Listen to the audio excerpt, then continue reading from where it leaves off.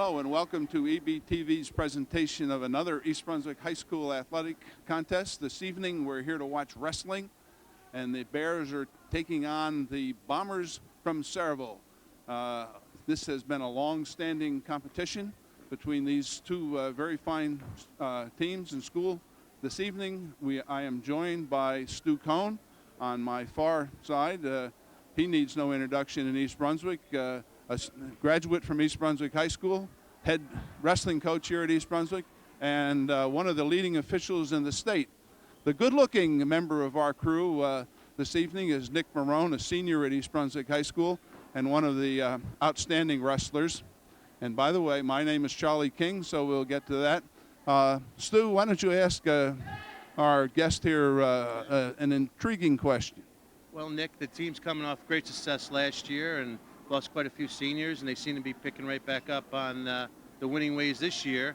Does the team have any goals for this year, and are they meeting them? And how about you as an individual, any goals for yourself? Well, the team, pretty much, we came off of a pretty strong start from last year, so we're looking to meet those expectations, and we're actually showing a lot of drive, so I'm hoping that we're going to exceed them. So we're looking probably districts. I would love to take first in districts and possibly again GMCs taking the title. Myself, last year I didn't necessarily take first in a few tournaments such as districts and GMCs like I would have. So this year I'm trying to work a little harder for that. So. Well, Mr. King and I wish you the best of luck. Thank you so much. Thanks. And thank you very much, Nick. Okay. An outstanding young man. Right. I mean, you know what I look for? He looks you right in the eye, okay? And when he shakes your hand, you know he's got a hold of it. That's right, he and did. That's a tribute, I think, to certainly to his parents, but also to Coach Bazenko, who has done a great job with this program since, and a lot of great coaches before him. Well, Nick's a good kid. He's off to a good start, 8-1 on the season, and Glenn tells me he has a lot of good leadership skills in the room and sets a good cadence for the rest of the team to follow. Right. How would you compare this team to last year? Last year won the GMC, as Nick indicated, and he wants to get back there again and win the districts. How would you compare this team to last year? Well, last year they had an outstanding season. They won the GMCs, which East Brunswick hasn't done in a long, long time, and they got back on the winning ways. And this team that could have been a little down has really been strong, and it's getting better with every match. And they'll be around again this year, contending for a high spot in the county tournament, and should do very well in the districts and have quite a few district champs. Right. And tonight's opponent is Sayreville. And the only common opponent that I saw on the list that I have here is Perth Amboy. So how would you set this matchup this evening? Well, if A beats C and B could beat C and B beats C already, A should do pretty good with C tonight. So we're looking for, if you can follow all that, we're looking for East Brunswick should do very well tonight, having already beaten Perth Amboy, and Perth Amboy having beat Sayreville pretty handedly. Now, you brought in some relics this evening when you came through the door, a program from 1980 and a scorebook from 88. When we looked at that scorebook from 88, there was a guy named Kohn who beat a guy from Sayreville who is the coach of Sayreville this evening. Is that? That's an interesting point. Back in 1988, Joe Kohn, 7-2 right here on this mat, beat Chris Began, the present coach of Sayreville. And thank God this broadcast is only in East Brunswick, not Sayreville, so we can get away with that. We'll just have to stay out of Sayreville for the next couple of weeks, and maybe we'll be all right. We're going to take a break right now, and we'll be back with the start of this evening's match in a few moments.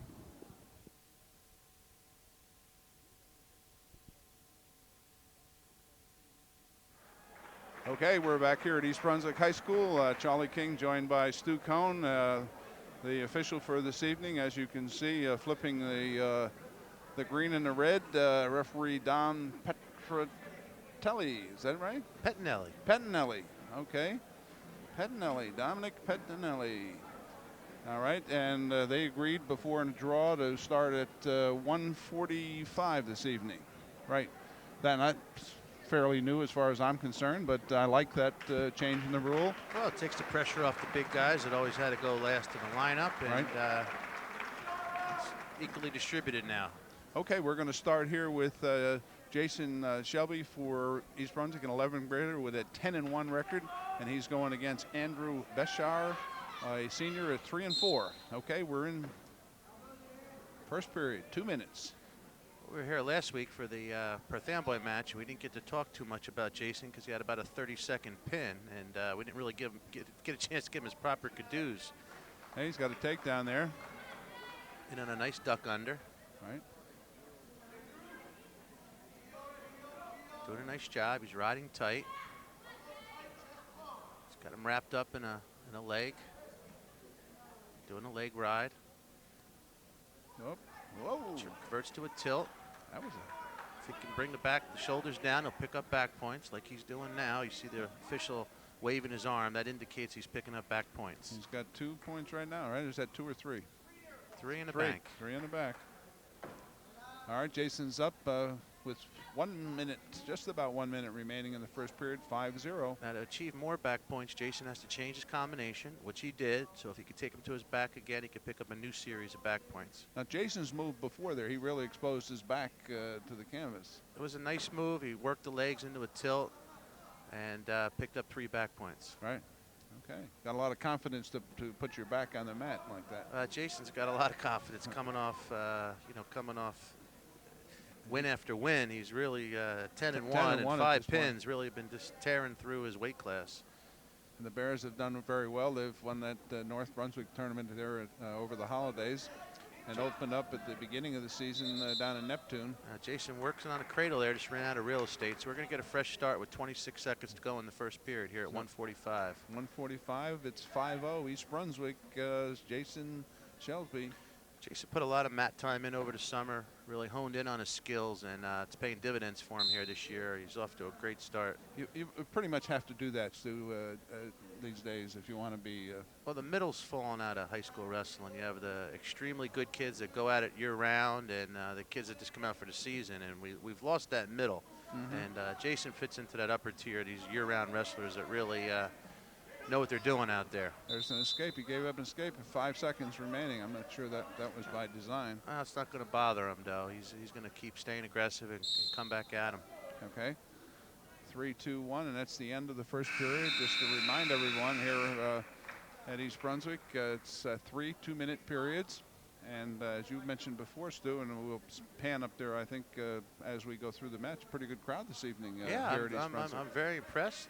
Wednesday night here in East Brunswick, of course, we see it on TV. It's not going to be Wednesday, but real nice crowd for a weeknight here. Yeah, and the snowflakes are flying out there, they said, so it's nice to be inside here. Yeah. Now, Jason, what he needs to do here is get up and get out of here. He needs to establish hand control. Which he did. Pull his hips out, and he's up for 1. Okay. So we're at 6-1 here in the second period. Jason Shelby getting the Bears started at 1:45. Just underway here. About 30 seconds have expired in this 2-minute second period. It's also nice beforehand. I was talking with Mr. Murphy, the current principal of East Brunswick High School, who has done an outstanding job and puts in a lot of time. And, to come out and see the kids and see everybody competing for the Bears. And I saw Nick Marone go over and say something to him beforehand, so that rapport is there. It's nice to see Mr. Murphy here. Okay, we're back in the action. 1:21 remaining, 8-1 in favor of Jason Shelby for the Bears.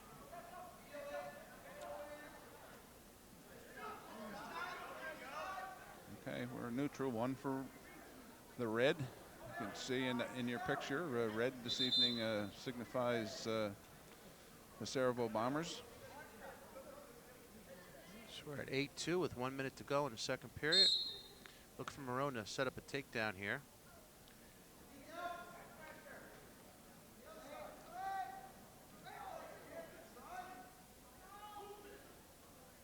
Now he's going up against a senior, so obviously he's been on the mat a good deal. Well, Andrew Bashara, he's a senior for Sayreville. He's 3rd place in the Rawweight tournament and comes in with a 3-4 record. Okay, so he certainly has some experience out there. Sayreville as a team comes in 4-1 and 3-0 in their division. They're in the white division, which I found out this evening. Sayreville was always in the red with East Brunswick, but Coach Pizinko was telling me that they've dropped down to the white division. Oh, there's a takedown. There's nice 2. Nice takedown by Shelby. Picks up 2. Right now he's got an 8-point lead, which would be a major decision for the Bears, but he's going to keep trying to build on that and score some more. All right, we got 22 seconds remaining, trying to expose his back. He's got 5 pins on the season out of those 10 wins, Stu. Very impressive. What Shelby has to do here is be careful not to figure 4 the body. That would be a technical violation, so he has to be careful not to cross his own legs here. Shelby needs to get his hips out. It's a little bit high. Okay, and the period runs out. One more 2-minute period. East Brunswick Shelby up 10-2. And why don't you give us that breakdown in the scoring, Stu? Okay, margin of victory, 7 points or less, you would pick up 3 team points. 8-14, you would pick up 4. 15, they would stop the match as a technical fall and award 5 team points. And of course, if you pin your opponent, you'll pick up 16 points. Okay. Bears trying to get off to a fast start here at 1:45 with Jason Shelby's against Andrew Beschow for the Bombers. What does Shelby look like? He's trying to... He's trying to, work some kind of a tilt here, a power move. Shelby's been on top the majority of this bout. He's been in the offense. Just looking to build on his lead, trying to pick up some more back points, trying to bring that far arm into him and expose the shoulders and pick up some more back points. Now, it's kind of hard to do that when he has a hold of Jason's leg. Is that the... Well, that's his defense there, and Shelby really needs to do is work into a different combination, try the old traditional half Nelson armbar, and look for the fall. That was waved off by the official. No points with that combination. Correct. Just before, right? Shelby's been the aggressor here at 145. Now, if Shelby can arch his back, picks up a 1 count, but needs to get at least 2 for some near fall points. Needs to get his hips out, needs to arch his back. Yep, we're down to 35 seconds. Needs to get that half in a little bit deeper. Needs to push the head away. Nope. He's Doesn't got seem 30 like seconds to work with. a little awkward position there. He's back up now. He's going to try again. So much is weight, where your weight is, and the leverage, right? Well, Shelby's really overpowering his opponent here, but opponent's really just trying to stay defensive and not give up anything, and it makes it hard to wrestle somebody that's out there just to be defensive. Right. Well, there's one for the Bears at 145. That's Jason Shelby with a 10-2 victory over his opponent from Sayreville, Andrew Beschow. So the Bears are going to pick up 14 points. Nice to start with 4. Sure. Okay. This is really the upper heart of the Bears lineup, the upper middle weights, where they're really pretty strong. In here, right? Yeah, from 35 to 71, the Bears are very strong, and John Park's going to take the mat now for the Bears, coming in with a 6-4 record, and 5 of those are by fall. 5 pins against Jason Seymour, who is a 9th grader and has no record. Wrestling his first varsity match. Well, that's not. This is Park's not the guy you want to go Yeah. out there and start with. I don't think. The hammer's going to come down here. It could, although for a 9th grader, he's got the nice definition and seems to be aggressive here in the beginning. Although he's backing off there. All right, this is 152. John Park for the Bears, a junior. He's got a takedown. There's 2. Park's on the board first. Works into a beautiful figure 4 around the head. If he can arch his back, to pick up a fall here. He needs to bring that leg into him. The figure 4 is legal around the head, but only in a pinning combination. 3 for exposing that back. Parks up 5-0 here at 152. We're midway through the first period. Parks is looking for more. I think Jason Seymour is in trouble out there. Parks is working into a cradle. And there it is. Oh, and a pin. 1 minute and 3 seconds into the first period. John Parks, winner by fall. 103 with a pin.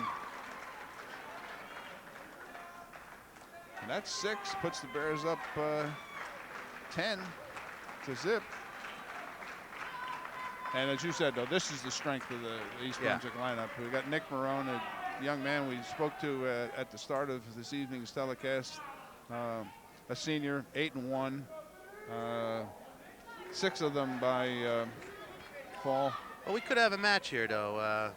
Okay. Marone's up against Vincent Otero, who's 7-0, first place in the Rawweight tournament, and an undefeated junior for the Bombers. So Otero, I've heard that name. I don't know if that's a football name or what, but certainly a name that I'm familiar with. So the victor of this match should really find himself in a good seed for the upcoming Middlesex County tournament. When is that? It's the first weekend in February 6th and 7th, I believe, or 7th and 8th, depending on how it falls on the calendar. Don't quote me. Okay. But and our both viewers these guys come in with strong records here, and the winner should really get a high seed. Right. We got two. Well, Marone's on the board first with a takedown. Okay, with two. Yeah, Otero was on that Bombers championship football team. Okay, I thought I remember that name. You know the difference between that football team, that football game, and this out here? In football, you got 10 other guys that are working with you and helping you out. And out there, and nothing but you and your opponent. Yeah, there's nowhere to hide out there. Nowhere to hide. Otero reaching back for the head, trying to leverage Marone over, and the Reg is not going to let him get away with that. Sayreville crowd getting a little testy. Thought Marone's being a little forceful out there, but Marone's keeping it legal. Now is that elbow on the head is legal? That's what the I was elbow's okay that's on what the they head were as long as you don't drive it in. Well, that's what they were hollering at. Right. They thought he was driving it in. They were looking for a penalty, but you know, this is wrestling, and it's going to get aggressive at times. And referee's using good judgment here and realizes that. Otero's a tough kid because he went down hard right there and never seemed to blink at all.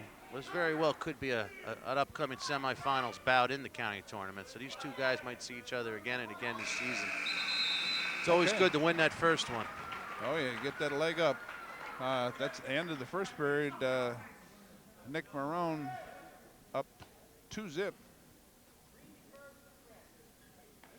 You know, and now why would you defer? He just deferred. The official asked him. It was East Brunswick's choice, and he deferred. Well, this way he'll have choice in the third period, and he can see really what the score is at that time and use the position to his advantage. All right. I think the decision to defer was based on the fact that he's already up 2-0. If it was 0-0, you might have saw Marone make a decision here in the second period. Okay. Now Marone is required to try to turn him, right? I mean, he wants to work Otero to his back, try to pick up some back points. Now, you know, interesting thing about this matchup, Sayreville knows too that East Brunswick beat Perth Amboy. It's not a secret. They could have easily ducked Nick Marone and juggled the lineup, and credit to Chris Began for putting his best out against East Brunswick's best and letting the two guys go at it. Well, they're going at it too, and it looked like Otero had the upper hand there, but Marone recovered. He had his, he was on his back. What Marone has to be careful of here is just Gets staying too high, parallel. He has to be careful staying parallel. He gives up the one.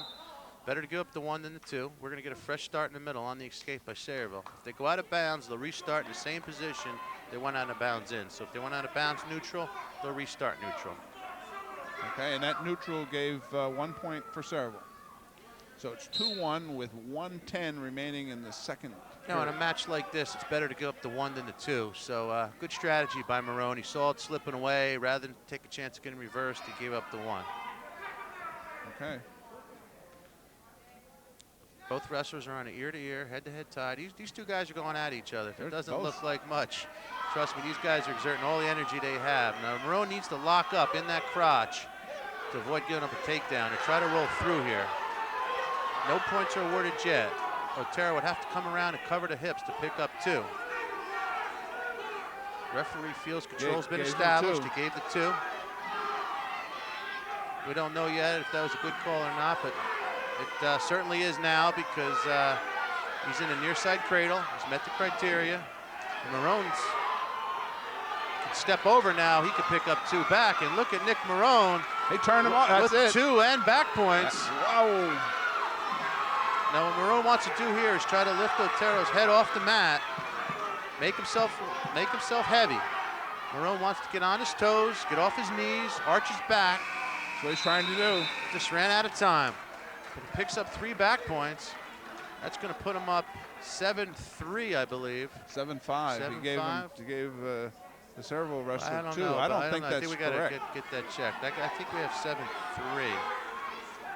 That's not right. It is 7-5. All right, 7-5 Somewhere in there, Sayreville picked up 2 back points. I didn't see it either. But the official. I guess that when they were in that cradle, before Marone went over, he must have been fighting off his back himself. Okay, now Marone chose to be down. Well, he feels he could score, gives himself an opportunity to score from bottom. All right, Otero coming very close to a full Nelson there. Cannot put 2 half Nelsons in. That's a full Nelson. That would be illegal. I mean, both arms behind it, both hands behind Both hands the neck. underhooked and touching the neck. Right. Otero coming very close to that here. Pettinelli's in on. He's watching for it. Because that's a dangerous situation. Right. Too much pressure on the neck. All right, we got 114, 113. Marone up 7-5 over Otero. Which actually is a good place for Nick to be. You know, up by 2. He's got a little bit of a cushion. He's on bottom. Marone's, you know, waiting for his opportunity. You know, he can't stall down there. He needs to stay aggressive. What Marone wants to do here is get his hips off the mat, try to pop through, doing a nice job. He's got his knee. Reversal hasn't been awarded yet. You can get a fall. Oh, and he got reversal, and he did. That would be considered almost a defensive pin because he did not have the reversal. It's kind of a hand-in-hand maneuver, but Nick Marone victorious by pin. An impressive victory here at 160. I'll tell you what, I'm impressed with that guy. Not only, as I said before, not only because for his wrestling, but for the way he handled himself with us out there, and just the way he presents himself. Boy, that was a gutsy move right here. Well, everybody like likes a humble winner. But he was on a defensive. Yeah. He was on a defensive and was able to. Did you teach him that move? No, in the scorebook, that would be considered a defensive pin. Defensive pin. Now, if he had popped his head out and got the reversal, it'd be an offensive pin. So taking the mat for the Bombers, Mahmoud Elton Tawi, a junior with a 0-0 record. Going in there against Merrigan? That's not. No, that's not Merrigan. That is Dave Ruffner. Ruffner. We're up to 89. Ruffner must have weighed in at 71. Our program has a listed at 89, but we're at 171. 171, right? We're at 71. So when Ruffner goes 189, he's given up 18 pounds. 18 pounds. At least.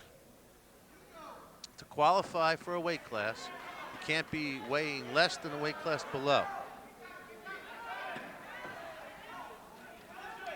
Okay, we're trying to get our lineups organized here, and as we're doing that, we'll be right back with you here. We're not leaving, but Dave Ruffner for the Bears, 11th grader, 4-2 at 171, and so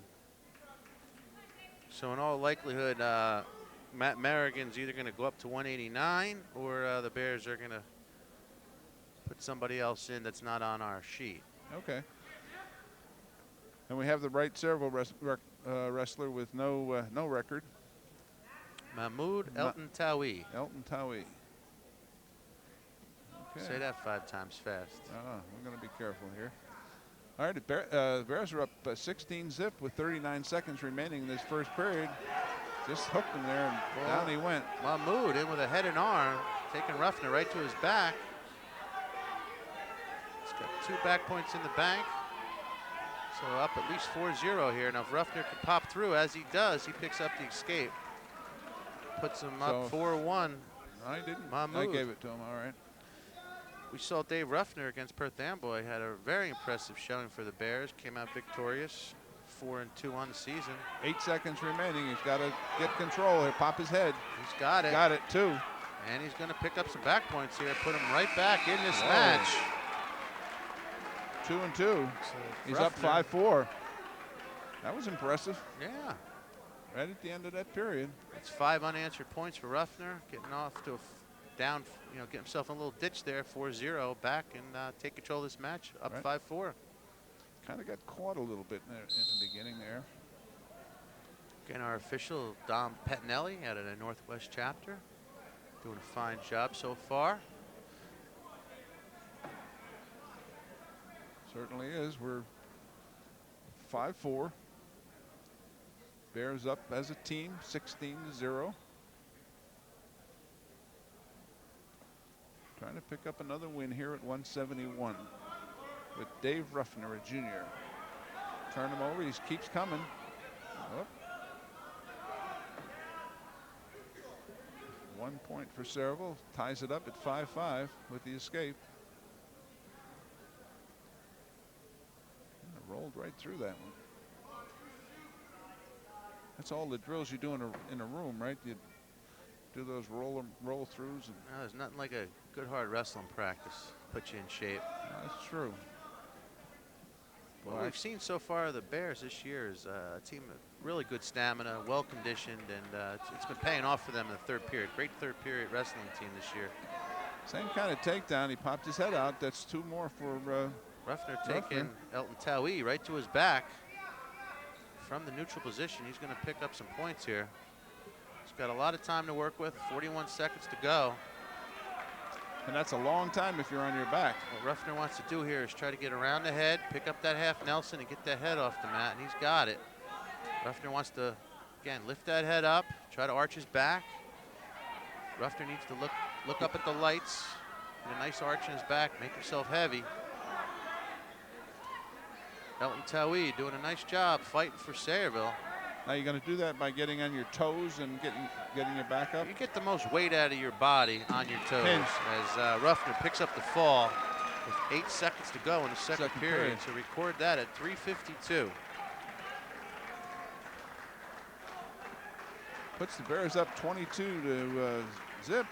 I don't know if this was anticipated, but I know that Coach Pazenko certainly will accept a 22-0 lead after 4 bouts. Oh, no problem there. And it's Marigan taking the mat for the Bears. And Dan Krayansky for the Bombers, a 12th grader, a senior, 5-3. Marigan, who is also a 12th grader, comes in at 9-2. And always exciting.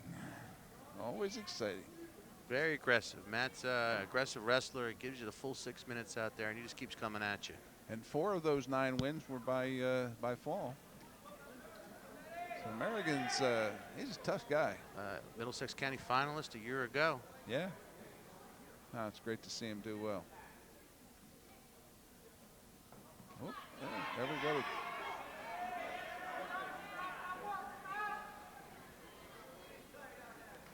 Looks like Karansky has handled himself pretty well out there too, with a 5-3 record. Senior. Mm-hmm. So he's been around. Also a football player. Right.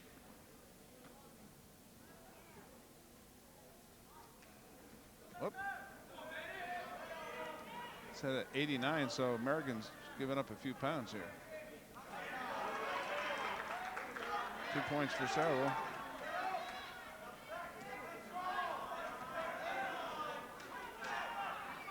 And Marigan up to his feet, picks up 1. Marigan wrestles a little bit at an unorthodox style. You never know what's quite coming at you. Just keeps coming and gunning at you. 2 more for Sayreville. He's got trying to pop his head out of there, Marigan. He's in every match regardless of the score, because at any given time he could just pick up a fall. I mean, I think both of us have seen him on his back. Yeah. And 1 minute and the next minute, somehow he rolls through or gets himself out of there and is back in control. Yeah, he definitely makes for excitement out there. Yeah, he sure does. Marigan down 4-3 early in the first period. Well, yeah, we got 31 seconds remaining. A lot of action remaining here with Marigan. You never know. You definitely don't want to go to that refrigerator at this point. Never with Marigan on the mat, you know. No. He's totally unpredictable. Yeah. I mean, he's a great wrestler, and he's gotten so much better, I think, as the years have gone by here as a senior. But he's still exciting and does some unorthodox things at times. All right, that's the end of it. Best wrestlers. That's Krayansky of Sayreville up 4-3 over Marigan. Merrigan had the choice and selected the bottom. Did coaches go over that beforehand? Usually the wrestler will look over at the coach, and the coach really is telling him what position to choose. Okay. And a lot of that, like I said earlier, is just based on the score at the time. They've changed a few of the wrestling rules recently. As Merrigan is in on a head and arm, we'll get to that new rule later.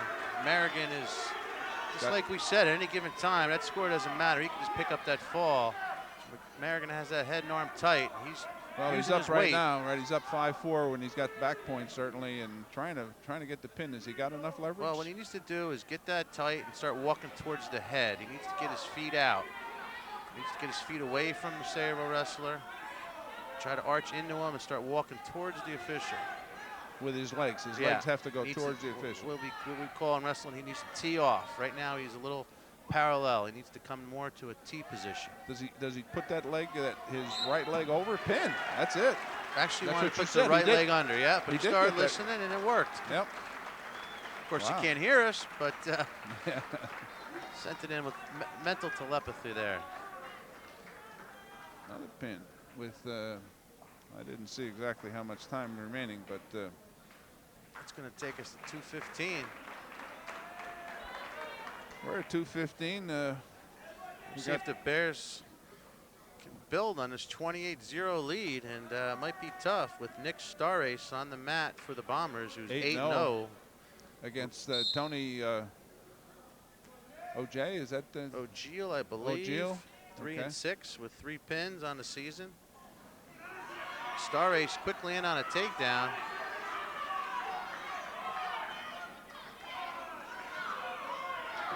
Looking for backs, picking up some back points, trying to work for a fall. O'Geel's got a lot of time to have to fight off here.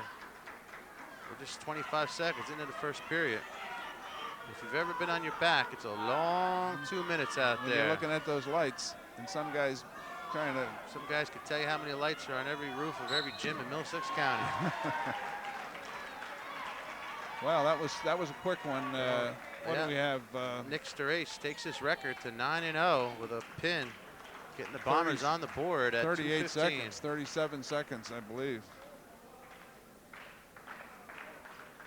Yep, 37 seconds.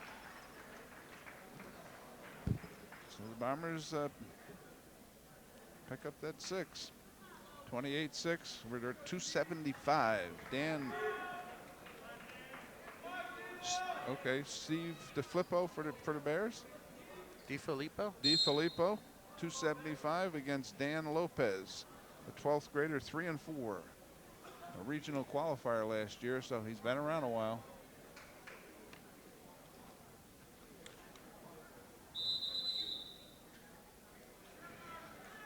Okay, that's Steve DeFilippo. Sayreville comes in tonight's match with a 66-9 win over North Brunswick, win over South River, Colonia, and Monroe. That only lost to Perth Amboy, which East Brunswick beat last week. Steve comes in at 2-4 here with 1 pin. Now, neither one of these guys look like they're 275. Well, Steve is wrestling in the absence, filling in for Ralph Danis, who's been out for the Bears and hasn't been on the mat, but when he hopefully be back for the county tournament, one of the finer heavyweights in the county. Yeah, Coach Pizenko mentioned that to me in a conversation I had with him before the match, that he was out and was hoping to get him back in a week or two. Well, DeFilippo is, filled in admirably, did well in the North Brunswick Holiday Tournament. He's got 2 wins for the Bears and a fall. Gaining some valuable experience and getting some good mat time in, and been holding down the fort at heavyweight, doing very well. He's a tough guy. Both on the smaller side for heavyweights. Neither one of these guys look anywhere near 275. No.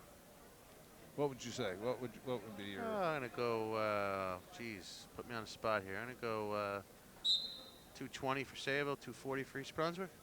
Yeah, I would think that's about right. Is Lopez a football player as well?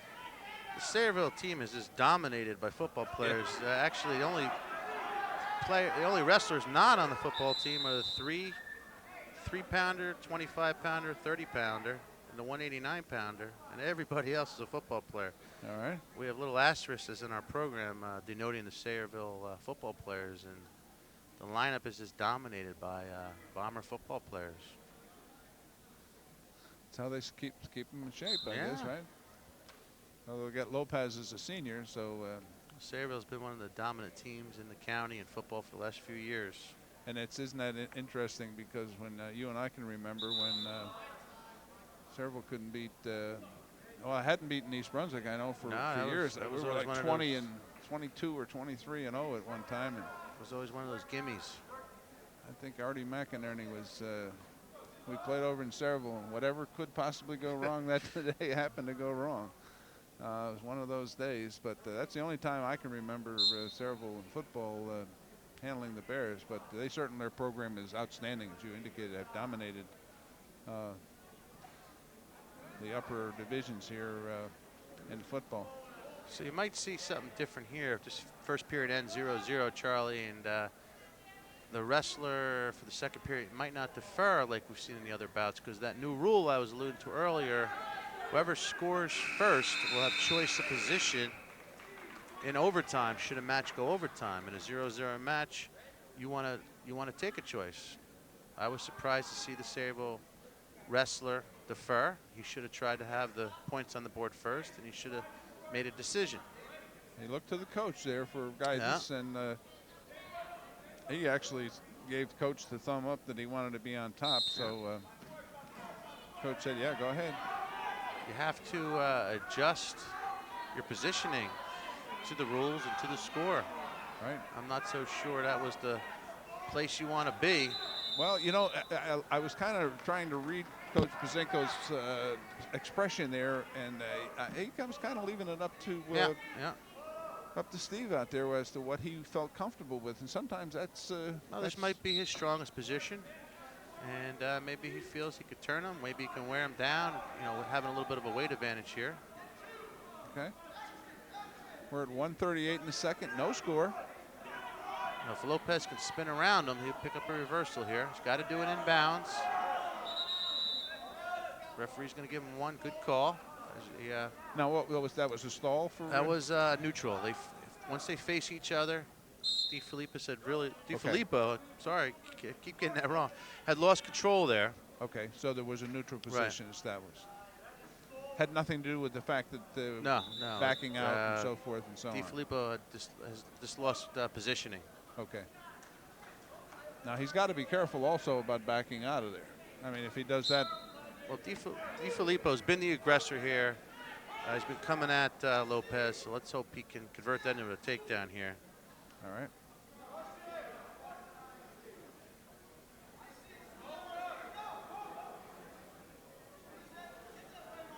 Two large guys out there going at each other. Referee blows it out. No points. Now the reason for that call was his shoulders were. Well, the Sayreville wrestler's feet were in, but Steve was just so far out of bounds into the bleachers already. He didn't really have an opportunity to defend himself. Actually, all of Steve's whole body was outside. Right. It's, you know, safety's always takes precedence over mat positioning, and the referee was doing a good job of looking out for the safety factor.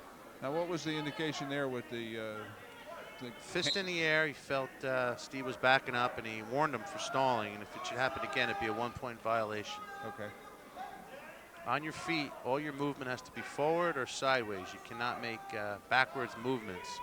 Like, and he's got to be careful. He's got to be careful there. Even if he's being pushed, you can counter the push by just sidestepping, and that's what the referee's looking for. Steve has to be careful not to get here again, and there he is, and that's going to be 1 point for Sayreville. Good call by the official. We're down to 10 seconds here in the second period.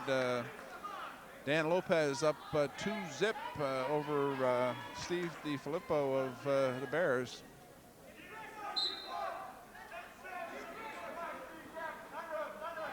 Nobody seems to want to make a quick move here with 8 seconds. You're just going to ride the rest of this out, but he's got to watch out. Now, what is the next step if he continues to back up? The second penalty would be a 1-point violation. Right. And Then the next time would be a 2-point, and then it would lead to disqualification. So he's got one more chance, and that's 2, and then the next. Right, but next all the penalties grouped together, so it wouldn't Right. necessarily have to be stalling. It could be, you know, locked hands or any other form of Okay. penalty. And if several wrestlers chose to go down, and he reverses them, and that's 2. So he's up Put 4 him up zip. 4-0, on top of position, on top of the score. Third period. Steve got out, picks up 1. Nice escape. Tucked his hips out, picks up an escape.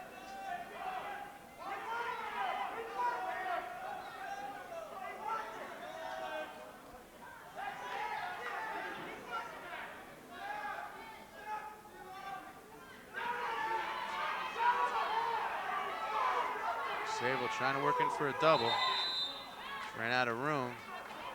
So we're going to get a fresh start with 1:22 to go here in the third period.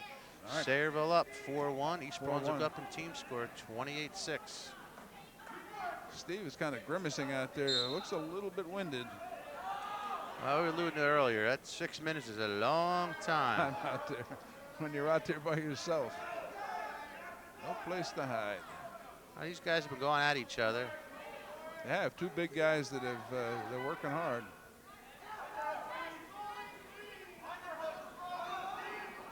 Sayreville's going to pick up one more point.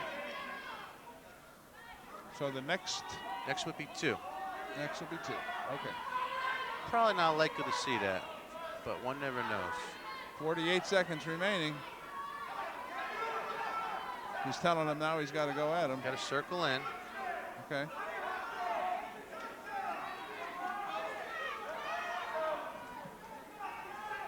Wrestling has improved, in my opinion, so much in the last few years. By this time, we would have had 4 timeouts for injury timeouts, or rest time, as I used to call it. That's a good point. But you don't see that. We haven't seen any of that. We don't see it at East Brunswick. I have to say, these Now, do you see coaches it at do other a- places? I mean, you do. These coaches do a well job keeping these kids in shape, and they're all capable of going the 6 minutes without a coffee break. Well, there's one coffee break after another. We're The down rule- to the rule- 14 seconds, 5-1. I'm sorry, go ahead. Well, the rule changes have also deterred people from taking timeouts. On the second timeout, your opponent now has choice of position. 6 seconds remaining. Dan Lopez of Sayreville up 5-1 over Steve DiFilippo. That's the end of it. Okay, that's 3 points. So after that 275, we're at 28-9. And now we go back to the little guys. Yeah. At 103. And for Sayreville, we're going to have, help me out here, Stu, who we have? Dan Giovenco. Giovenco for Sayreville, a 10th grader, 2 and 5. And for the Bears, Chris Orensluk. So on paper, these guys are pretty even. 3 and 12th 5 grade. versus 2 and 5. Right. So let's see what happens here. What a contrast between Yeah, you go those from 270 heavyweight to 103. The 250 pounders out there to 103s. Quick, a lot of movement here from Chris and for Dan for Sayreville. Chris needs a sprawl here. Needs to get his legs back. Unusual to see a senior at Yeah, at 103. And when you do, they're usually pretty successful because you enjoy quite a advantage because you'll find a lot of freshmen wrestling 103. Right. Not the case here. We have a senior on the mat at 103. He 2 scores points first. Chris has got 2. Chris Seems on the quick board and aggressive. first. Yeah. Looks pretty big for 103. Yeah.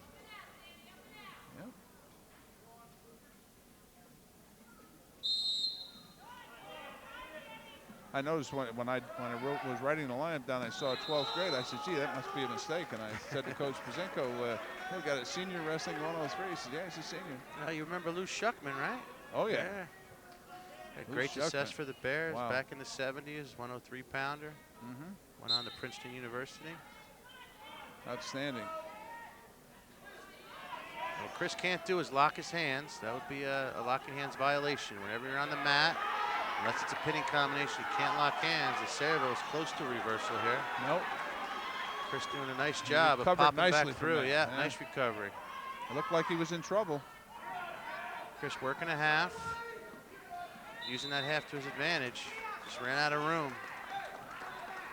So we're going to restart in the middle.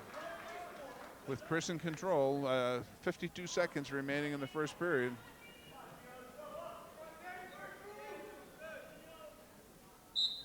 Okay. What would you suggest to Chris here if you were Well, sitting? he wants to try to get his opponent flat. Let's try to work him to the mat. Okay, we don't want him to get up. No. Maybe he wants to get something on the legs. He's all upper body right here. Try to drive into him.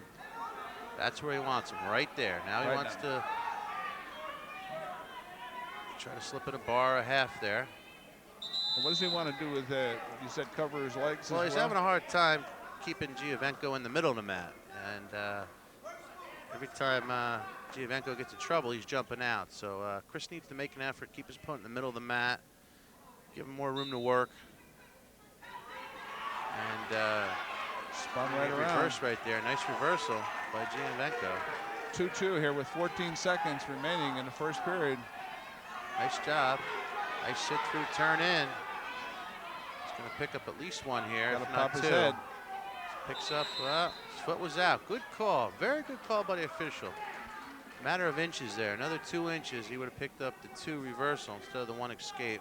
Okay, so As Chris is up 3-2 with 2 seconds remaining. I've been neutral. very impressed with the officiating tonight. Yes, I have too. Very much so.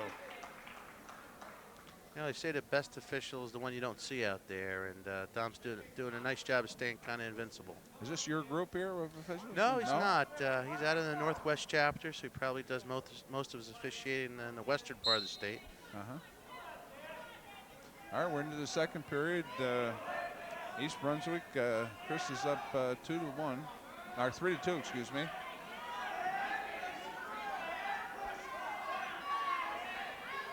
I don't know for how long, unfortunately. Chris wants to get his head up here. Needs to get his head up. Needs to get off his knees. He's got a neutral position.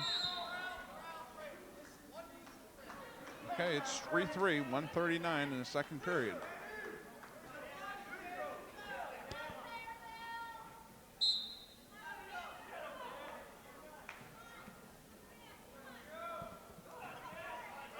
Chris needs a cross-face here.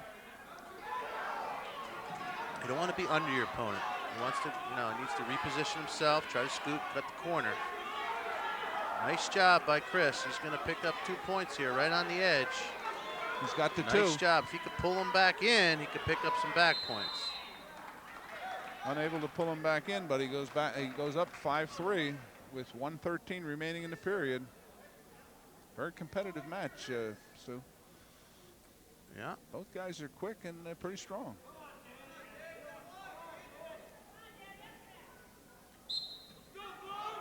Both wrestlers still in this at 5-3. Anybody's match here. Chris wants to do here is come out to the side. Oh, lost a little leverage. Well, he's but controlling the upper body. He needs to get something on the lower body. He's going all up top, and you need to distribute your weight. Works himself into a nice head and arm. Nice position by Chris.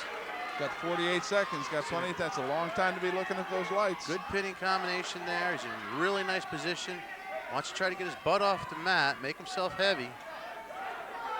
Lean into him. Want to get those legs up and lean in. That's pretty good control right there. Okay. That'll be 6 more for East Brunswick, 34-9. Impressive, very impressive victory. Are you going to help me with that pronunciation of Chris's Oh, last God. name? We're going to try that again here. That's why I've been saying Chris, Charlie. I've been I bailing out on understand you. that. I know. On right, we got on Rysuck. We're going to find out. I'm sorry, Chris. We're going to ask Dave to check on the pronunciation of Chris's last name. We didn't do it justice, and he wrestled an outstanding match, and we don't want to go away without doing what we should do. Honors Chuck. Honors Chuck. Like I said, I'm going to keep calling you Chris. Okay, honors Chuck. That's good. Okay, here we are at 112. We got Eric Sang, a 9th grader, 5-1 for Sayreville against Kevin Buson, a 10th grader, 2-3 for the Bears at 112. Just underway here in the first period. Bears up 34-9.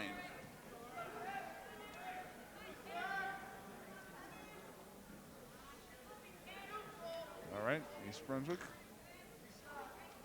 picks up 1-2. Sayreville up 2-1 here in the first period.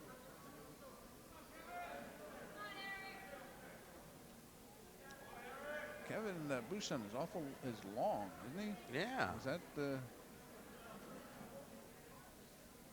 10th grader? Boy, he's got. To me, this is one of the great things about wrestling. One of the very positives. I mean, if you're in basketball, that size really is a factor in. You're not there. In wrestling, there's a spot for everybody from 103 up to. Something Coach Cancro and I touched on the last time we were together for the Perth Amboy match. It's not all about muscle in wrestling. Technique is going to beat muscle.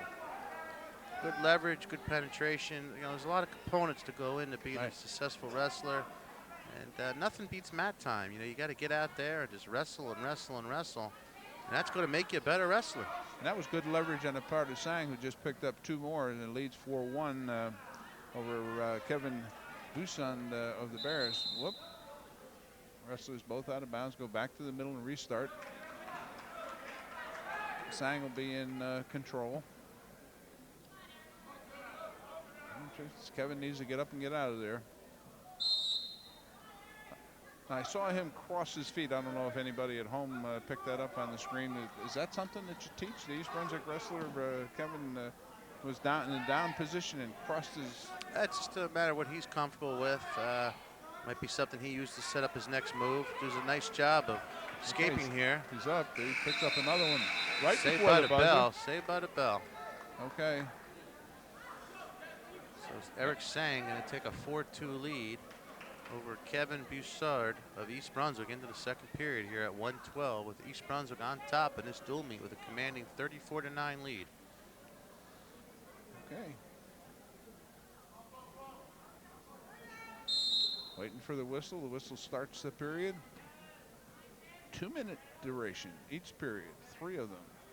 And if you think 2 minutes is a short period of time, I invite anyone out there listening to come up here and try your luck on that mat out there.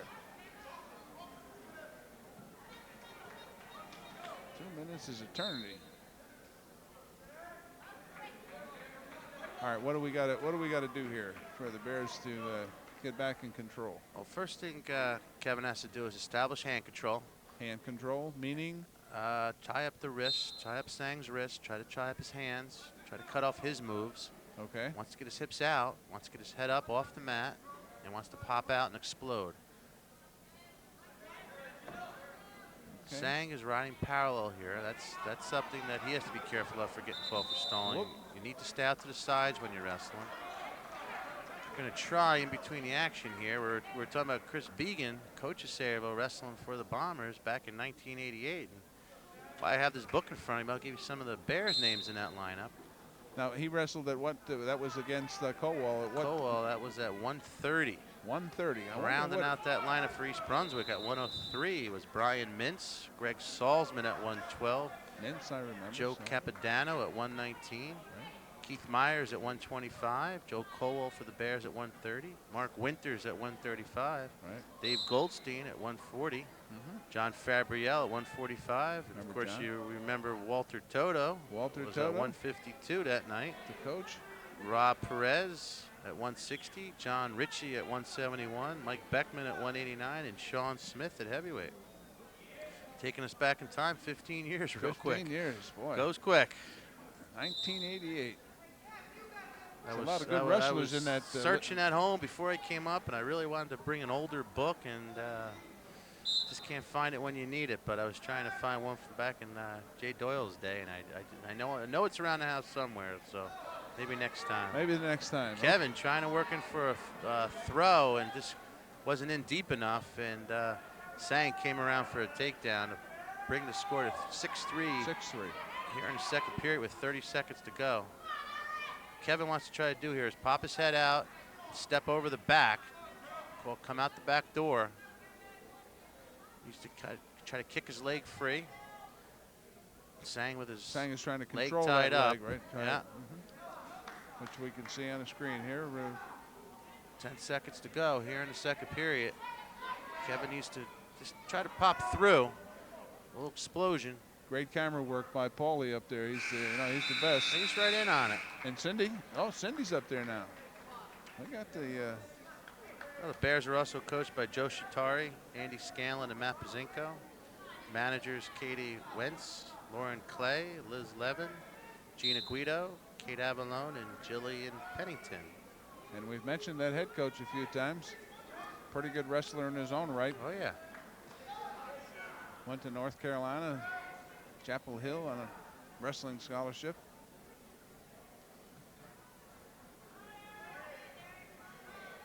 Student trainers for the Bears tonight are Matt Pasternak and Nick Cirillo. And somebody that we need to mention is a gentleman sitting right down in front of us here while we get it, if we get a second here. 136 remaining, 7-3 in favor of Sang of Sayreville. I think he was sitting there when I was here. Yeah, he's been there for a long time, folks, and he does an outstanding job on that clock. And it's not easy. It's maybe a little easier than it used to be because we had riding time and all the rest of that stuff. But Paul Sachs, an outstanding chemistry teacher, retired his teaching position a couple of years ago, but he's still back here and helping and does the clock, and he's an expert. I've been officiating myself. I have to tell you, it makes the night go so much smoother when you have experience at that head table. Oh, and he's one of the best. As two more for the Broussard Sayreville. just slipped on that head and arm, didn't quite get it deep enough, and Sang steps around it and picks up a 2-point takedown to take a 9-3 lead. 58 seconds remaining in this third period. Rashawn is trying to. He needs to work for a fall here. Fall's the equalizer. It doesn't matter what the score is if you can pick up a pin. So Kevin needs to really give everything he's got left in his last 40 seconds, work aggressively, and just try to work for a fall. Now, Sang was trying to cradle. Now, it's very difficult, I would think, on somebody with the dimensions of Bouchon in terms of his length. Well, Kevin's got good leverage, can post a leg out and easily keep himself from getting turned in the cradle. Which he did right there on that last maneuver. Nice push job. him out and tripped him Kevin down. tried to explode to his feet, but he just didn't get the hips out far enough. Like he got a little piece of his. Might have hurt his hand a little bit. I have to say, it's one of the few matches we just haven't seen any of that injury time, blood time, and nothing. These wrestlers both got the legs crossed there. EBTV is going to be happy to do this whole match on one tape. Oh, that's good. Good thing they weren't doing the JV match. That was forever, which was great. I mean, they added it's nice to 4, 5, see 6 teams bouts, with, and the official was more than willing to, so the kids got a chance to, the young men got a chance to show their stuff out there. They work it's nice hard. to see deep lineups. Nice to see both East Brunswick and Sayreville. A lot of participants in their programs. Yep. Okay. Out. Kevin gets out. We've got 6 seconds remaining. It's 9-4 at the present with 5 seconds remaining. Coach Pazinko still up giving instructions. Kevin's not giving up here, that's for sure. Two more for Sayreville makes it 11-4. So we got a 7-point win. It's 3 team points for Sayreville. 3. That makes it East Brunswick 34, Sayreville 12, and we got 5 left to go here. Thumbing 1, through the 2, program. 3, 4, 5. So if we had Sayreville pins out, they're still got a chance. I think mathematically they're still in it. Mathematically they're still in it. That's what that was the Trying point. to thumb through this book, Charlie, and see the upcoming matches. So if you see what you like what you see on TV tonight, you can come here live and catch an upcomking Right, we got Bears Scott wrestling Poor, match. a 9th grader, 6-2 for the Bombers against Chris Williams, also a 9th grader at 119. Unfortunately, it seems like For the only East page Brunswick. I'm missing is the schedule. Right? Somewhere I saw it, but it's on the table here someplace. Somewhere we're going to find it. Scott is in control of Chris Williams here. His back is exposed. I think this is Chris, maybe his varsity debut. Yep, freshman. Freshman. I don't see any record next to his name, so. Mike Corona getting a break tonight for the Bears. Mike's off to a good start with 3 falls out of the lineup tonight, and Chris Williams making his debut. Scott Poor up 5-zip here at the start of the first period. 1:15 remaining. Left for the Bears, waiting in the wings. We might get a look at Corey Richings, only a junior, but a mainstay in the Bears lineup. Leads East Brunswick as a record. Let me interrupt you just a second. Well, what is it like for Chris Williams to be out there as a 9th grader, his first match, first varsity match? Nerves got to be. You recall when your first time out there? Oh yeah. Well, I wasn't out there that long that first time. Okay. You know, so already Chris has surpassed how long I made it out there. Yeah. Wow. It's a rude awakening. You know, a lot of pressure. He's fighting, still fighting. I give him credit for that. Yeah. He's got 31 seconds on the clock. Well, he's doing his damnedest, trying to keep the shoulders up, trying to stay aggressive. He's not going to make it easy, and Poor Down. comes from a long line of Sayreville wrestlers. Right. We've seen Poors in the Sayreville lineup for years, so although he's a freshman himself, he's experienced with a 6-2 record and 3rd place victory in the raw weight tournament.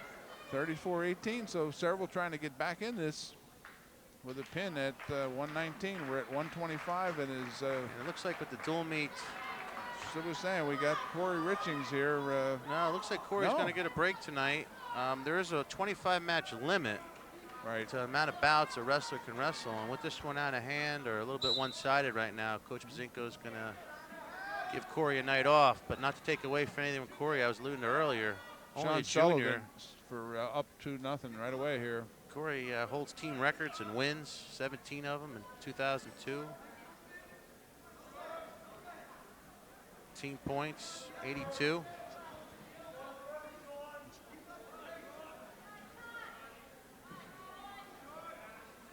So Corey's going to get a night off.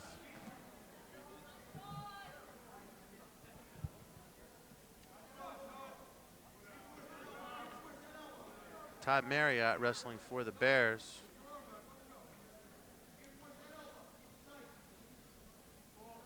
So obviously he made the 125. He's listed as at 130.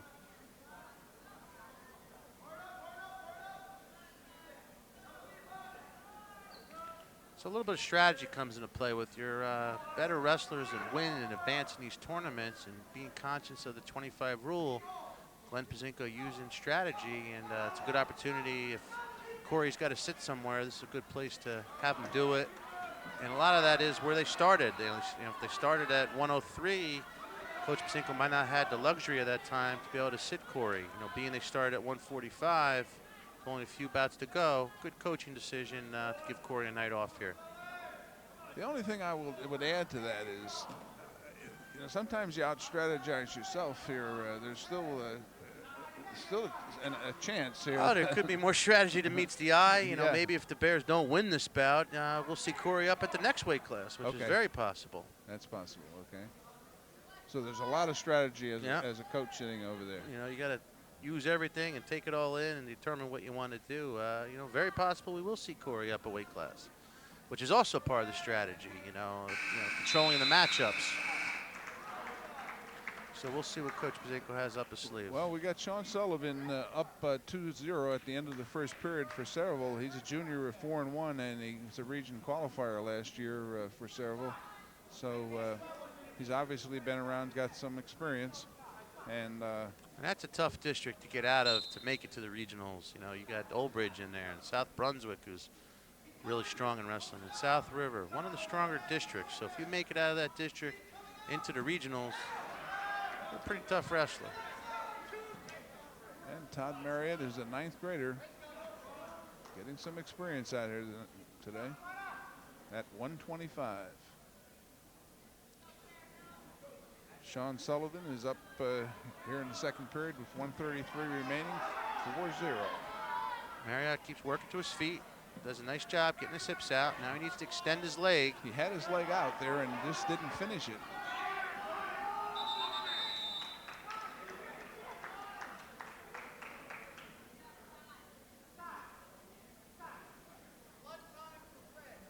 Got a blood time. That's also the first tonight, isn't it? Yeah, and that's different than regular injury time. He'll have 5 minutes to control the blood.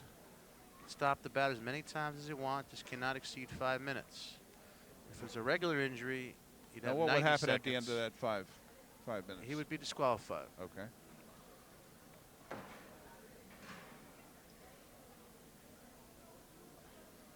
As we get a look at Coach Hostler. Coach Hostler out on the mat. The official wiping his shoe off, which obviously got some blood on it, and he's Take a second look at some of these team records. Yeah, go ahead. Interesting records held by Coach Pazinko. Most pins, 27, back in 1985. Most consecutive pins, also by Coach Pazinko, 17. Most wins, Coach Pazinko, 35. So it was tough. Glenn Pazinko's name's well secured in this record book. 189, and 189 just seemed to me, over the years, as one of the toughest weight classes. Well, you get that football player, and you got all the studs at that weight class. You know, looking through some of these records, that's one of the more impressive ones held by Coach Pazinko. 17 pins in a row. That's pretty lofty. That's not too shabby, right? No, and I finally found that schedule. So if you like what you see tonight, you can join the Bears January 16th when they take on Edison. January 16th. And the 17th, back-to-back matches. They'll have Bishop R. Then again on the 24th of January, they'll be home against Bridgewater at 1 o'clock. And we hope you see you here. Stands are nice and full tonight. And we got a nice crowd. If you're wrestling, you like the fans in the bleachers. It helps pump you up. Absolutely. Okay, 4-0 here in the second period. Todd gets out and is able to pick up one for the escape. Well, Todd's on the board now. Needs to stay aggressive. He's in this bout. As I said earlier, the Bears are a real strong second and third period team. So look for them to use their conditioning, stamina to their advantage. I tell you, he's got nice definition on those arms here as a ninth grader. Todd wants to suck that leg in, cut the corner. Got himself in a little trouble. Needs to spin around now. Needs to cross face and spin around. Needs to cover the hips. Referee very visual, showing that it's not control. Nice, there he is. Nice job. Nice job. He picks up 2. Referee doing a nice job waiting on his call. And we often sit here and criticize the bad officiating performance, so it's nice to tell you once in a while the official's doing a nice job. Every once in a while we get an official that knows what's going on. Yeah, it comes with the stripes, you know. I've seen a lot of good wrestling officials, in all seriousness. A lot of former East Brunswick wrestlers are. Well, I always think of Eddie Glassheim. Yeah, let's take the words right out of my mouth. That's what I was going to say. One of the better officials. Does the state. I've seen him at the state finals on occasion down there, and Eddie's always. One of the state's best. I have pretty good officials sitting next to me here tonight. Not tonight. So I sit here with a cast on my foot. Yeah. Okay, we're into the third period. 4-3. Sean Sullivan over Todd Marriott for the Bears.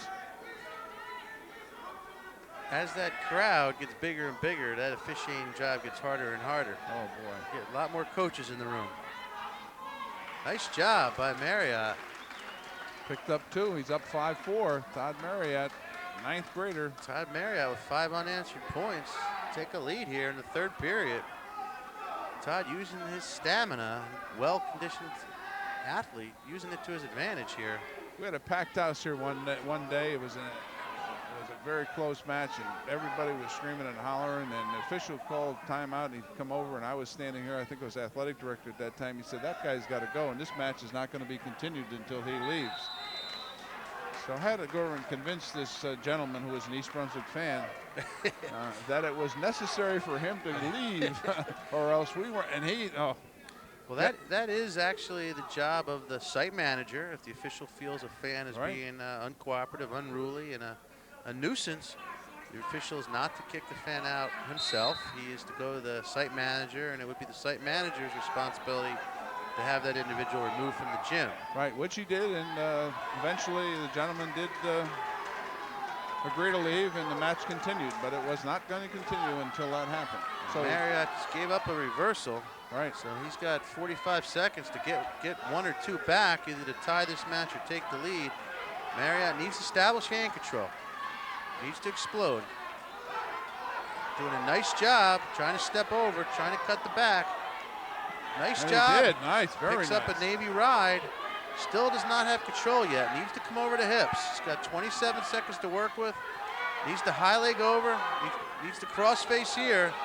Push in for the two. And he got it. And if he could stay in that position, unfortunately, we got injury time. That blood's back for Sayreville, but Todd was in good position to pick up some more there. 7-6. Todd is in control.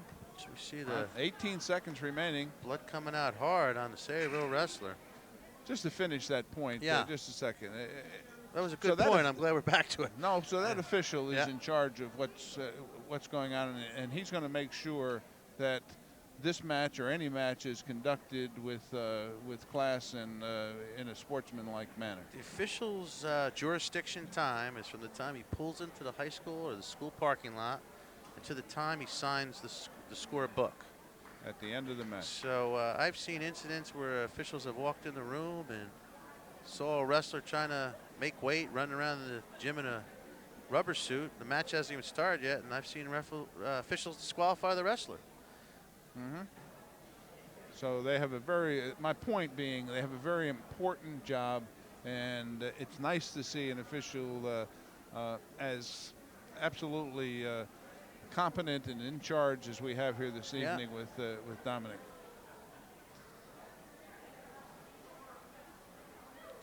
Yeah, Dominic's been in control of this match. You know, we had a match a week or so ago. We were here, and we saw a lot of confrontations at the head table, coaches coming over and questioning situations. Haven't We had any of seen that tonight. No. None of it, not a thing. Now that 5-minute period was running as It's cumulative, so Okay, that's we- added on to the last we one. have 18 seconds remaining just to set the situation for you. We're in the third period, 18 seconds, 7-6. Todd Marriott over Sean Sullivan for the Bombers. Now, what Todd wants to do here is he wants to quickly, he can afford to give up a stalling warning. He wants to tie up his opponent. You know, wants to hold him in place for 18 seconds. So if Todd is going to try to drop down to a leg, that would be the smart thing to do. Hold on for dear life. Try to camouflage it a little. Try not to make it look too obvious, but he needs to tie him up. Needs to keep him down. Needs to stay flat. Needs to break him down. Stay heavy on him. 10 seconds. He can afford to give up the stolen call. 7, 6. Doesn't want to give up 2 here. Better 1 5. than 2. Needs to drop down now. Yep, good call. 1 point on the buzzer. At the buzzer. 1 Another point, excellent 7-7 call. tie. Todd needed to drop down there and wrap around one leg. Just hang on. Yeah, he could have given up the stalling call. Now we have a 2-minute overtime period. And we're going to see who's hungrier here for the win. Todd needs to sprawl back here. Needs to cross face. Needs to extend his legs.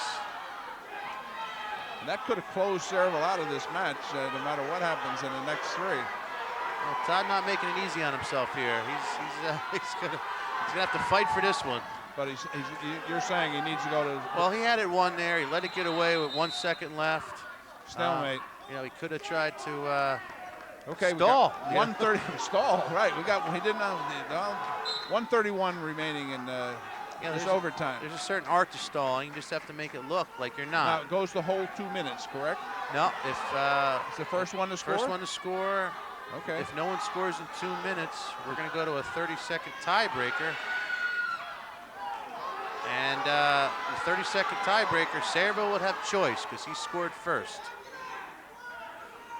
So in that 30-second tiebreaker, the Sayreville wrestler would have his choice, top or bottom. No points awarded there. There it is. There it is. Todd Marriott. Boy, did he fight. Look at he is exhausted, but he's pretty happy with himself Well, inside. he earned that one. You know, he let it get away a little in the third period, but we got to remember he was down 4-0, came back, and has an overtime victory, 9-7. 37-18. The Bears go up with. That was a 7-minute match. So if you think Todd's not winded. Yeah, he doesn't Maybe want to go anymore now. Maybe that was the pain on his face that I saw. Well-deserved victory for Todd Marriott. We're going to see Corey Richings here at 1:30. Yes, we are, and that's a good thing. Excellent wrestler for the Bears. Seems like he's been around forever and only a junior. He's advanced to the regions every year, set many school records on his way. That's good that. I mean, I'm looking forward to seeing Corey wrestle personally. Yeah, again, you know, holds that record, most team points. That's impressive. Scored 82 team points in 2002. And that record, you're talking, goes back to 1960. So very impressive. Now we got for Sayreville, Tom Danielson, a 10th grader with a 7-0 record against Corey Riching, who was 8-1. So we could have a good bout here. Yeah, let's hope so. So Corey, you know, going up a weight class to take on an undefeated wrestler. 5 of Corey's wins by pin. Part of the strategy on Coach Bazinko's part could have been, you know, give Corey a tough competitor. You don't get better, you know, wrestling the soft guys. You get better wrestling and taking on the tough competition. And Sean Sullivan wasn't soft in that last bout, by the way. I know you're not implying that, but no, kudos to Todd Marriott with an impressive victory. But what I'm implying is Corey Riching going up and wrestling a 7-0 wrestler up a weight class. So that's a little bit more challenging for him, and good move by Coach Bazinko, trying to get the most out of his wrestlers. And Riching's in deep.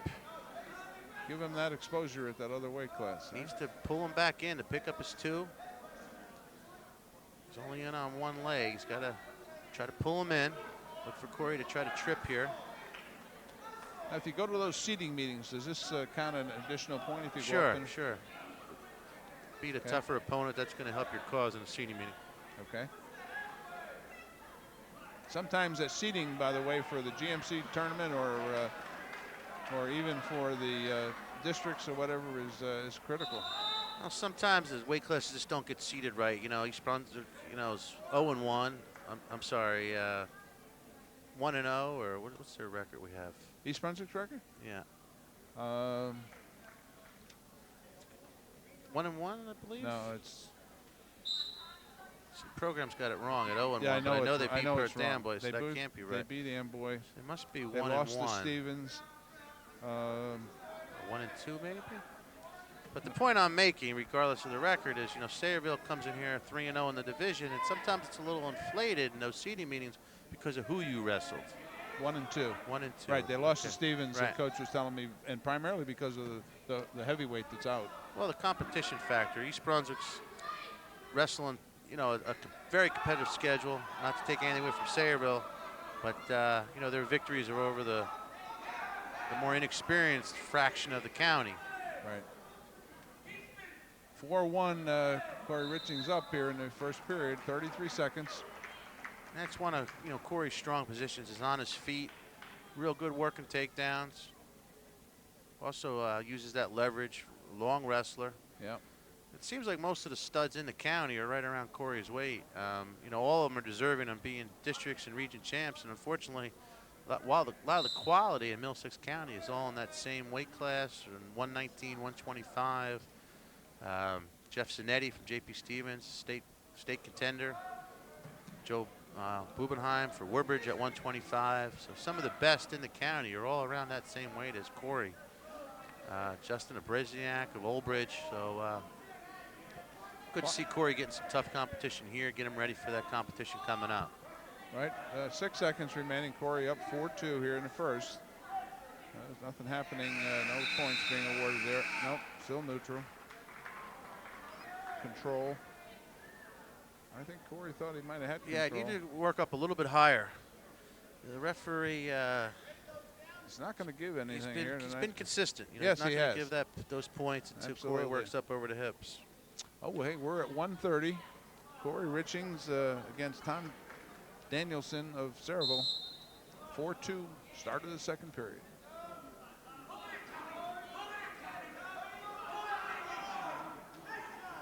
Gonna give up 2 there. So look for Corey to get back to his feet where he's comfortable. 4-4.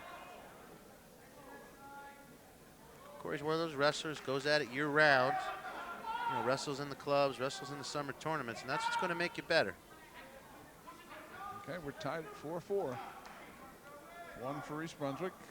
Corey back to the neutral. Up 5-4. 1:25 remaining in the second period. Corey, as a freshman, scored more victories than any other Bear also, which is an interesting statistic. 28 wins as a freshman. Wow.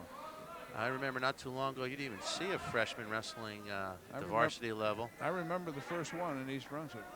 Let me take a guess at it. Tell me if I'm wrong. But Okay. I'm going to guess Joe Colwell. Colwell or Toto? I think you're right. Yeah. It didn't I was really, thinking it Toto, didn't- but you may be no, right. no, it didn't really start happening into the late 80s. It was unheard of to ever see a freshman wrestle in varsity, you know, in the 60s or 70s. Yeah, and the coach is an attorney now, you know. I see his name in the paper with all these cases, Yeah. you know. He was some wrestler.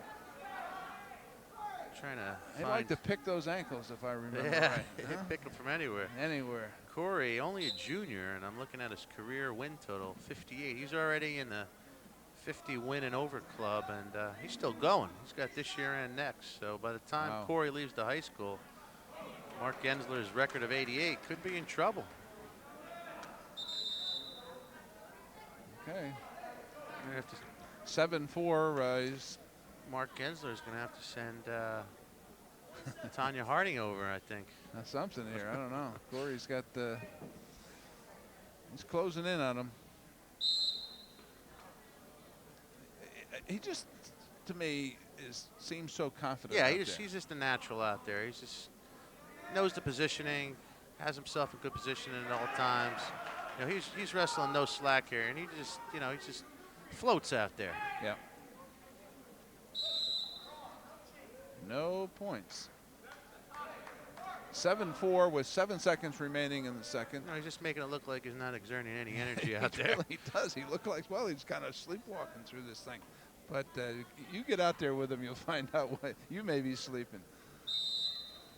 Nice. Although he may have trouble with you and I, you know. He's giving up some pounds there. Giving up a few times. All right, that's the end of the second period. Again, Corey Richings, an outstanding wrestler for the Bears. A lot of records with an outstanding program over the years, some outstanding wrestlers. He's up 7-4 here at the beginning of the third period. When you're breaking records and the program's in its 45th year, you got to be doing something right. A lot of state qualifiers and regional and district champs.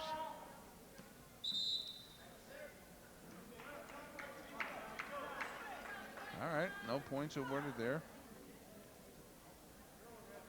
Corey needs to get up and get out of here. I don't know if Corey's wrestled at 119 at all this year.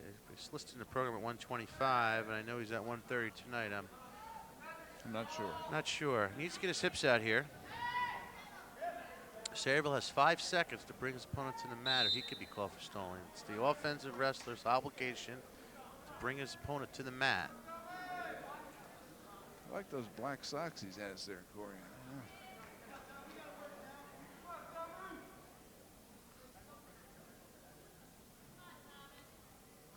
I mean, is there, I guess where I was going with that, quite honestly, not trying to be funny or anything. I mean, is there a rule in terms of the uniform? All the uniforms do have to match. So Wrestlers, a new rule that was just implemented this year, due to skin and this high school kid with acne, a wrestler now can wear a T-shirt. It has to be a solid color, and it can't have any markings on it. But that's the first year you've been allowed, without question, to wear a T-shirt. And as I was alluding to earlier, the Sayreville has 5 seconds to bring his wrestler down. Warning there. And he's warned for stalling. So another good call by Don Pettinelli. No, when we get a chance to, when this match is over with, we'll take a look at that East Brunswick bench. They're all sitting there in nice new white warm-ups, light warm-ups, which were provided by the parents group here. 1 point escape for Richie. And that is also part of the rule. Everybody on that bench needs to wear the same shirt. Now they've gotten away from the Grateful Dead shirts and the band shirts. Right. The state is really cracking down on sportsmanship and ethics and that's the way it should be. Team apparel. That's 8-4 now with 51 seconds remaining in the third. Which I'm sure you remember seeing, and you don't see no more of the Walkmans. They don't allow those on the mat anymore. Okay. Not out along the bench or anybody warming up. You can get away with it behind the bench, but a lot of teams don't want to take the chance, and they just put a no to it altogether, because it would be a team point violation if you step on the mat by accident with that headphones on. That's good. I approve of that. Oh, we're here to wrestle. 2 for Sayreville, 8-6. Oh, Corey's going to play it smart here. He's got a 2-point lead, and look for Corey to just kind of be clever and crafty out there and maintain that lead. 24 seconds remaining. Not going to do anything stupid out here. He's up in the match, and look for him just kind of to play it smart out here. This Sayreville wrestler's a tough young man, I'll tell you that. Could have picked up his first loss here. Take his undefeated record, and they had one on the debit side. Got to try to turn him, but he's not going to be able to do it. We got down to 5, 4, 3. Nope. We got 8-6 no on points. the scoreboard, but I think it's 9-6. We'll have to see, and they changed that. Well, Richings adding one more win to his collection. Stays at 8-6. Puts the Bears up 40-18. Doesn't show a whole lot of emotion out there, does he, Coach? No, he doesn't. And it's Carmen Corona taking the match for the Bears. Carmen is back in action here. Nice to see that at 135 against Matt Hammond, a 10th grader, 3-1 for Sayreville. Well, Carmen's hungry out there. He's been making on his the debut back in the lineup, and he's an aggressive wrestler. A lot of nice throws, very aggressive. Look for him to do some upper body work here. I actually get scared when I see him on the mat, because similar to Nick Marone, you know, a little bit of an unorthodox style, very aggressive, and you know, sometimes he picks him up. I'm concerned he's going to bring him down in one piece. I think when we were here last year, when I did the match with you, Stu, he kind of picked somebody up and set him down gently. Well, he does a lot of that summer freestyle wrestling, Right there, which leads to that aggressiveness. Nice job by Corona, picking up 2, taking his opponent right to his back. Corona's another wrestler, should seed high in the upcoming county tournament. Okay, expose that back. Richings, Marone, Shelby now. Look for all of them to seed high in the GMCs. East Brunswick could make some noise again. And in the American's going to be county seated up there too. You know, American was second in the counties last year. Right. I don't know how that falls in the seeding criteria, but that should help Marion pick up a high seed. I think the first criteria is head-to-head, and then I think second is returning place winners. Right. Coach Bazinko can correct me on that, but I think that's what they use. Okay. Matt Hammond with an escape there, picked up 1 against Carmen. Carmen puts him down on his back, 2. Got control. No back, no, he's got 2 back points. So that's 8-1. There's 3 Coronas all total, all wrestlers, joined by brothers Chris and Michael. It's Carmen on the mat. 8-1. Picking up some more points here. Probably at least 3 more. 15 seconds remaining in the first period here. Looks like we can't see. Camera's got a pretty good angle. That's going to do it. I heard the whistle. 154 into the I didn't first hear much period. of a slam though. Corona looks like he's hurt. He does. He's not getting.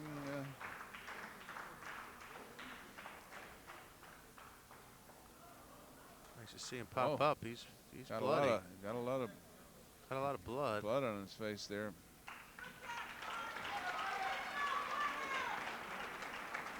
Oh, Oh, he's a tough.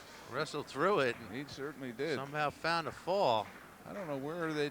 I mean, just in that last maneuver there, because he certainly had nothing on his when he went down. Camera didn't pan in on it, but we got a good look at it. It is He had a lot nice of gash blood going. there. Yeah. Okay, we're at our final match of the evening at 1:40. Mike Velarde, 10th grader, 6'2" from Sayreville, and Tim Ackerman, right? Yeah, Tim Ackerman, 6'2", a senior. Well, there's been a few Ackermans that wrestled as well. Tim is a senior, 6'2" so far this season. Tim's brother Brian, I see his name in this record book a few times as well. Okay. See if I can back it up and find the right page.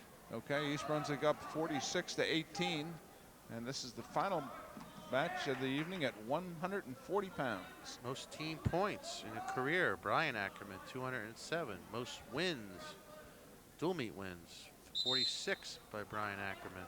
Stalemate, the official brings him back to the center, the starting position. So let's see what Tim has to say about his brother having some records and try to make some noise of his own here. In our last bout with the Bears up 46-18 at 140. Okay.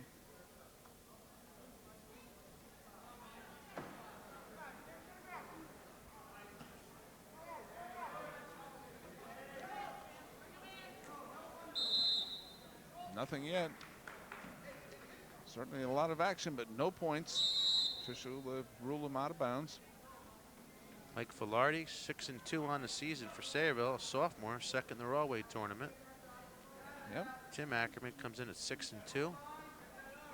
Well, Not a pinner, good control wrestler. yeah, well developed, this Velarde for Sayreville. Another one of those standout football players.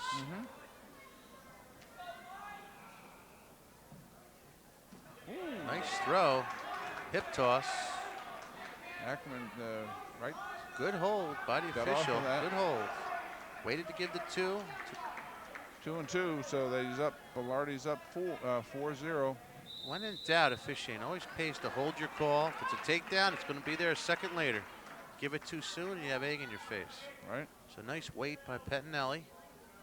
When you hit that floor, Ackerman hit the floor with his face there a little bit. Well, Ackerman's going to be back in this bout. Don't count him out. There's a lot of time left to go. We got 14 seconds here remaining in the first. 2 more periods, 2 minutes apiece. Also been impressed, Charlie, with the very few penalties tonight on the part of either team. Either team. We haven't seen the full Nelsons, the 2 hard cross faces. We haven't seen a whole lot of stallings. Both teams have done a nice job staying aggressive. Right, I think the only time that I recall was the Sayreville coach objected to one of the moves that an East Brunswick wrestler made a little. Yeah, I think that was in the Marone match. I think it was more the rough. crowd than the coaching staff. Right. But all in all, an excellent match this evening. And wrestlers in shape. Yeah, Chris Beacon's done a really nice job with this program. Took over recently when Len Zaleski was around forever coaching the Bombers. Who I saw this evening, is here this evening, actually. Just recently retired from the wrestling ranks. Boy, And, he coached Sayreville for a long time. yeah, Chris Beacon, a former charge of his, is taking over the program and doing a nice job. trying to take it to a new level. That's good. Nice to see those young coaches with all that energy and enthusiasm. Well, the sport needs that. Yep, absolutely. If you ever break it down, that coaching is just a tremendous responsibility. You put in a ton of hours, and You got to love the game, and if you don't love the game, you're in the wrong business. I good call. I was here last night. I don't know when this is going to be shown, but saw a young coach for the girls basketball team, Katie Whalen, in her first year as a head coach. I remember coaching her when she was in the 4th grade, I think it was, 3rd or 4th grade. And just an outstanding job like Glenn Pozinko does, also a former student here at East Brunswick. Yeah. Katie played her basketball at Wagner College. Okay, Well, Coach not too happy with Well, what's trying going to on tell out Timmy there. he's got to get his hips out. Yep. Got to finish the move. You did a nice job getting to your feet, but you got to complete it and get your hips out. Okay.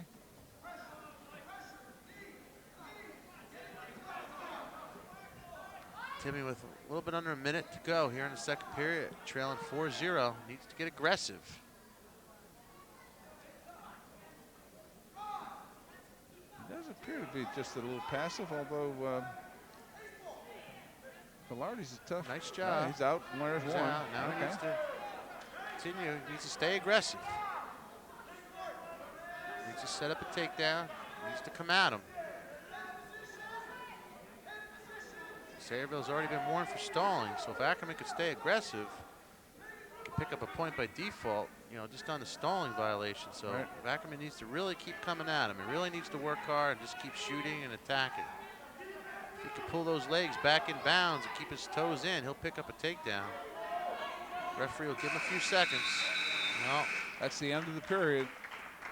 It's still 4-1. I like the visualness of the official. I like the way he sells his calls with his hands and facial expression, and The thing that you leaves mentioned, no doubt. the thing you mentioned before is what impresses me, and I haven't seen it that often in an official. He holds that call until that it's absolutely completely. Yeah. The move is finished, and he's positive what he has seen, and that's. Well, the Sayreville wrestlers are going to pick up one here in the third, make it 5-1. Velarde over Ackerman of East Brunswick. Ackerman needs to really come at him now. He needs to really get on the attack.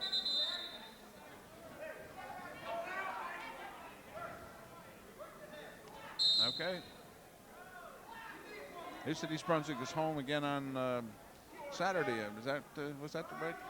I don't know if that's before this broadcast on TV. So I know the 14th, I believe it was, they take on Edison. And then we're The back 16th here again, right? or the 15th. Let me All get right, it we'll, out. We'll check It's that right again. Here Okay. we go. Here we go.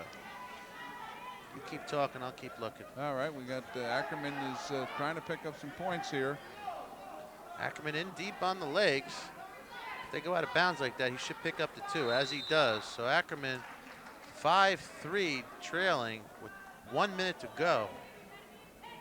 Ackerman needs to turn him.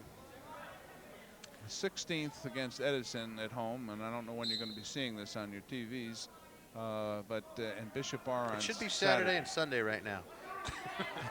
So all right, we can tell you about those matches. Okay, it's going to be Friday and Saturday. It's like when they tape David Letterman show at 5:30, and Right. they tell you when you sit down. Remember now, it's 11:30. 6-3 here. 2 more. Oh, is that 2? Right, 2 more. 8-3. yeah. Sayreville up. 30 seconds remaining. You know, with the dual meet out of contention, 46-18. You know, Ackerman's wrestling for himself right here, trying to get a win on the board. These two will see each other again somewhere down the line. You know, East Brunswick and Sayreville are in the same district, same county. So They'll probably see each other. Could very well see each other at the GMCs here coming up in Ackerman the can help his own cause here. Out Right. for his own cause right now. 8-3, 18 seconds remaining. Tim Ackerman needs to make something happen here. 10 seconds. He's up. He picks up 1. Okay, that's it. 8-4. 46-21. East Brunswick victorious, brings their record to 2-2 on the dual meets, and I was impressed. Nice showing by the Extremely Bears impressed tonight. with the Bears. I mean, they got off to that outstanding start with Jason Shelby with a 10-2 win, with picked up 4, and back Never with look back. Park with a pin, and Nick added 6 more with a pin. Nick Marone, Merrigan with a pin. Boy, that's some impressive work on the part of the Bears. What was your? I was also impressed with the Bears tonight. I liked the way they showed team balance, and very impressive. Look at a fine bunch of young men out there tonight. right? Well coached, and we certainly enjoyed working with you. It's nice to be back from Florida for a couple of days here. I'm a little jealous of your tan, though. Well, we're working on that. But Stu, it's always a pleasure working with you, and I want to personally again thank you for all your contributions to East Brunswick and East Brunswick wrestling in particular. And it's always a pleasure, sir. Well, thank you, Charlie. It's a pleasure to be here. Okay, on behalf of all of us here in EBTV, we thank you very much for tuning in and seeing an outstanding match. East Brunswick victorious 46-21. Thank you.